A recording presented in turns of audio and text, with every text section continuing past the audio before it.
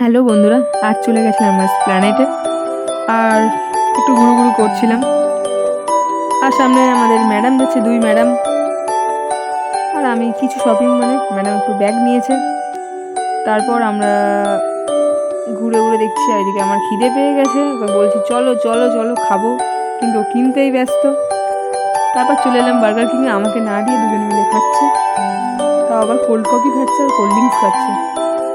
আর আমি বেচারা মন মেজাজ খারাপ করে বসে আছি। আর এদিকে সফটওয়্যার পুতুলগুলো নেবে বলে মানে পাগল হয়ে যাচ্ছিলো, নেবো নেবো নেবো নেবো করছিল। আমি এদিকে বারণ করছি, না নিও না, বেকার টাকা খরচা হবে, কিন্তু নেবে। বাচ্চাদের মতন দিনলে করছি। তারপর শপিং মলে চলে যাই। এরপরে চলে আসি আবার জুতোর দোকানে। ম্যাডাম নেবে জুতো, কী নেবে নিজেও বুঝতে পারছিল না। আবার ওখান থেকে চলে গেলাম আবার পুতুলের, কী পুতুল নেবে পুরোপুরি ফিক্সড করে নিয়েছে, নেওয়া হয়ে গেছে।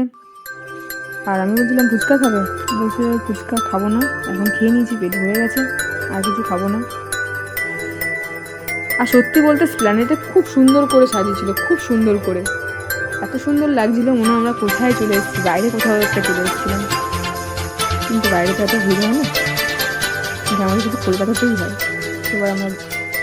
এবার রাত্রি 8টা বেজে যায়, বাড়ি ফিরতে হবে। টাটা বন্ধুরা, মেরি ক্রিসমাস। ভুল হলে ক্ষমা করে দিও।